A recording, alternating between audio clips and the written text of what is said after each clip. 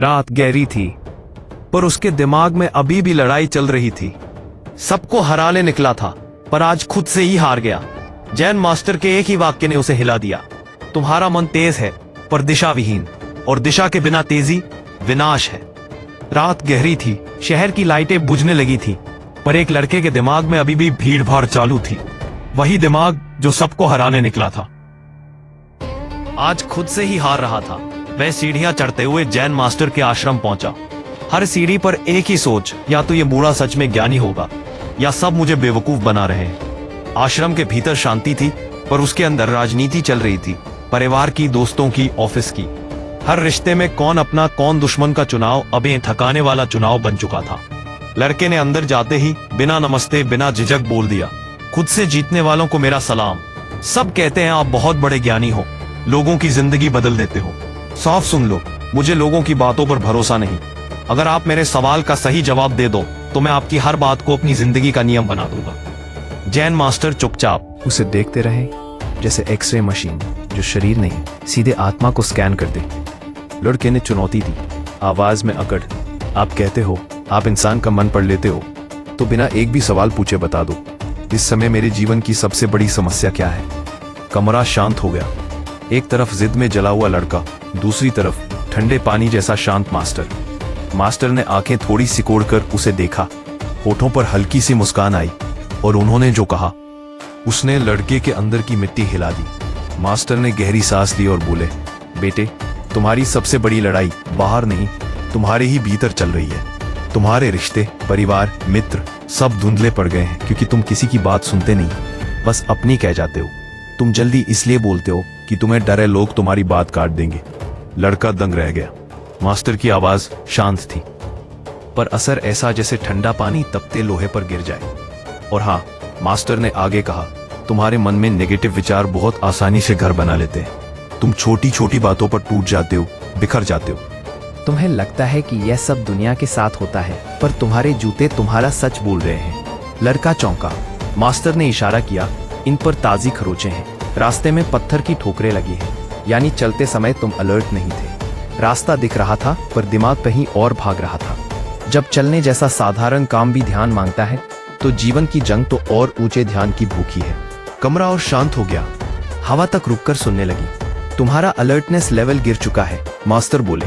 इसलिए नेगेटिव विचार तुम्हें जैसे चाहे घुमा लेते हैं। जैसे कोई भीड़ भरे बाजार में तुम्हारी जेब कट जाए, तुम्हें पता भी नहीं चलता, और तुम हजारों भावनाएं खो चुके होते हो। लड़के की आंखें भर आईं। मास्टर ने अंतिम वाक्य बोला, तुम्हारी समस्या बाहरी नहीं, तुम्हारा मन तेज है, पर दिशा विहीन, और दिशा के बिना तेजी विनाश है। अब लड़का सचमुच टूट चुका था, लेकिन टूटने का यही क्षण उसकी शुरुआत बन सकता था। लड़का अब जिद में नहीं, विनम्रता में खड़ा था। सिर झुका, आवाज धीमी, मास्टर, वही मेरी परेशानी है।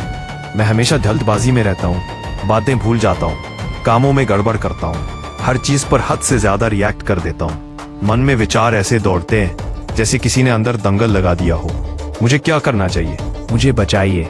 मास्टर ने उसे देखा, न कठोरता से न दया से, बस सच्चाई की आंख से। वो हल्के से मुस्कुराए। चलो, एक आसान सवाल पूछता हूँ, उसी में तुम्हारे जवाब छिपे हैं। उन्होंने सामने रखा प्याला उठाया और पूछा, मुझे बताओ, पानी का आकार क्या होता है? लड़का जानता था कि वैज्ञानिक जवाब, पानी का कोई आकार नहीं होता, लेकिन वो चुप रहा। पहली बार वो बोलने नहीं, समझने की तैयारी में था। मास्टर ने प्याले में पानी भरा। अब बताओ इसका आकार। लड़का बोला, प्याले जैसा। मास्टर ने पानी उठाकर पास रखे गुलदस्ते में डाल दिया। अब लड़का बोला, गुलदस्ते जैसा। मास्टर फिर उठे और गुलदस्ते का पानी धीरे से जमीन पर उड़ेल दिया। सूखी मिट्टी ने पूरी प्यास से पानी पी लिया। अब पानी का आकार। अब लड़का चुप था।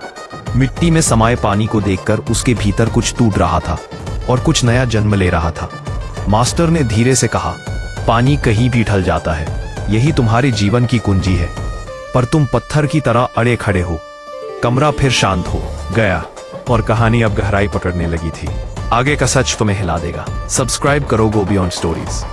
पानी में एक अद्भुत गुण है, वह लड़ता न हो, बस बहता है, और बहकर अपना रास्ता खुद बना लेता है। तुम जीवन से टकराते हो इसलिए टूटते हो, पानी जीवन से टकराता नहीं इसलिए जीतता है।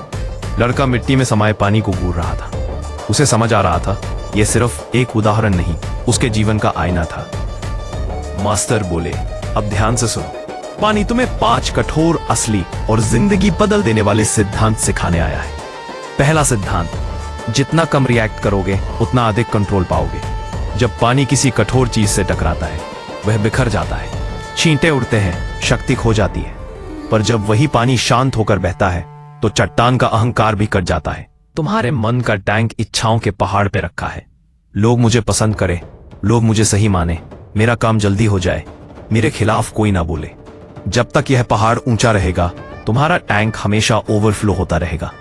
और ओवरफ्लो 2 चीजें लाता है, रिएक्शन और विनाश। लड़के ने पहली बार अपने भीतर के तूफान को महसूस किया। वह समझ गया, वह लड़ा नहीं, खुद से बिरा था और हर बार हार गया था। मास्टर की आवाज धीमी पर धारदार थी।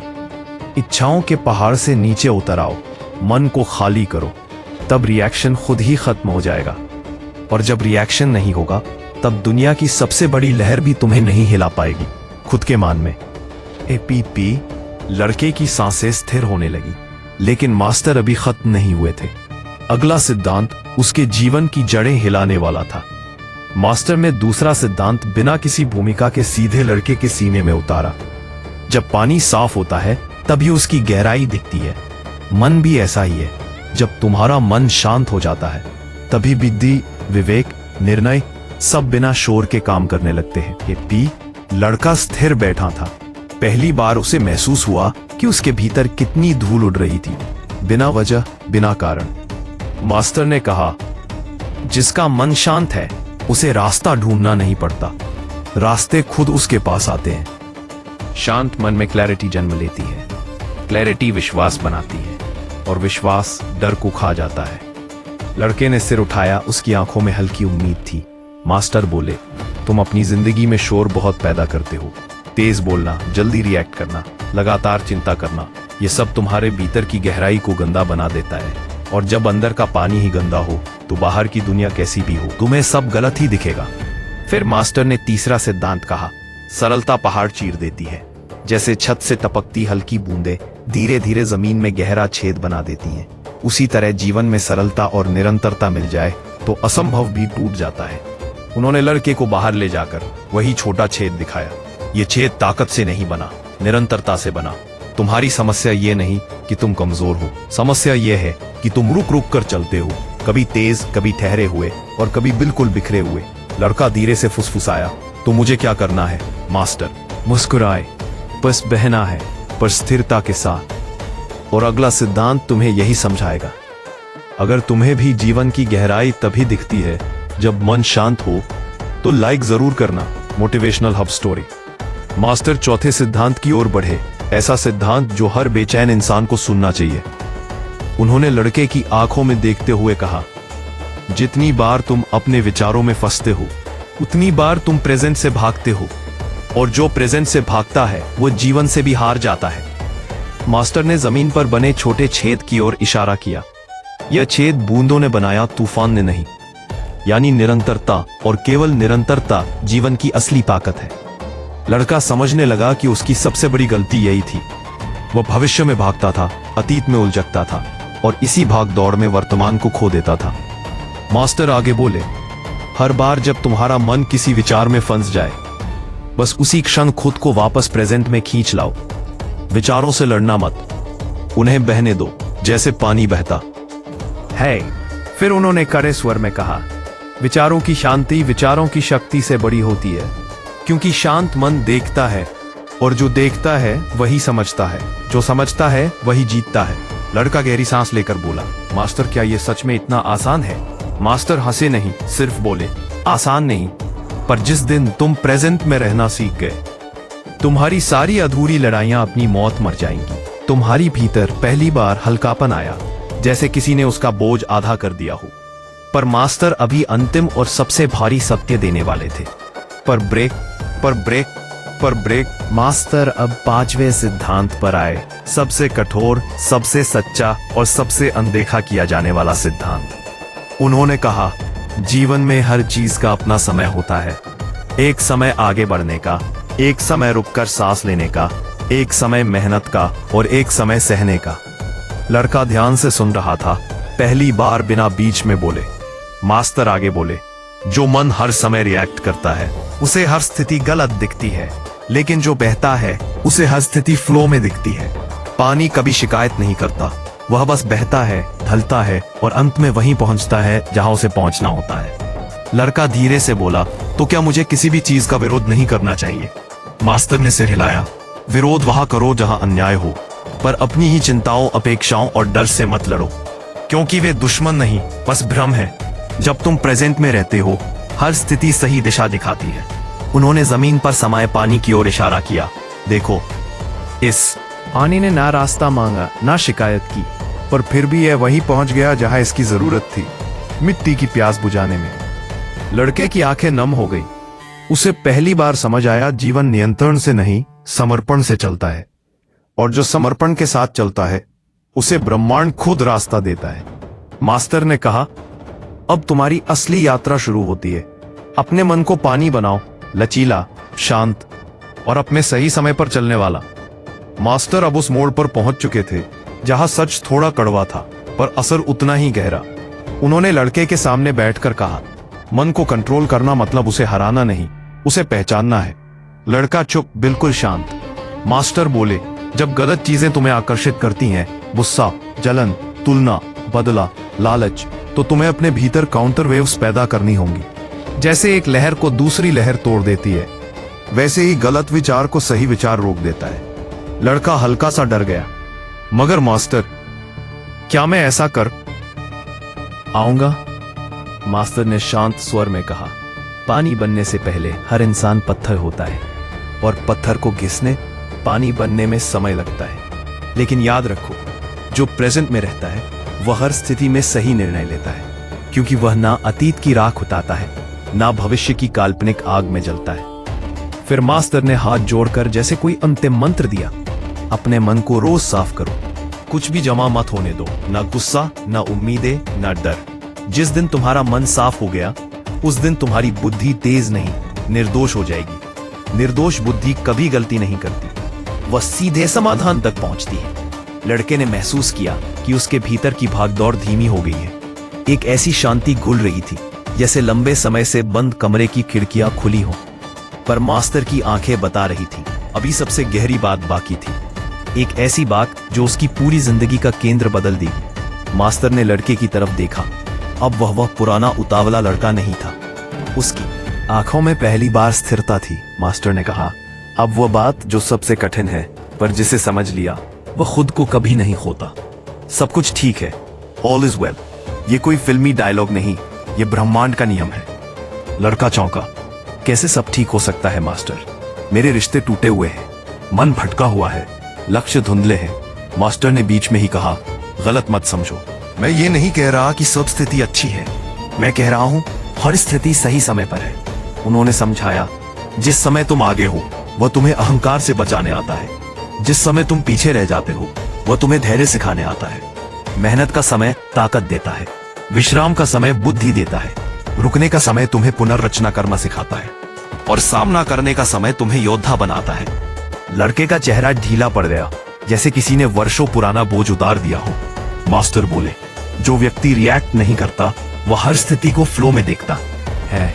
उसे कोई परिस्थिति गलत नहीं लगती, क्योंकि वो प्रेजेंट में जी रहा होता है, और प्रेजेंट कभी गलत नहीं होता। गलत केवल हमारी उम्मीदें होती।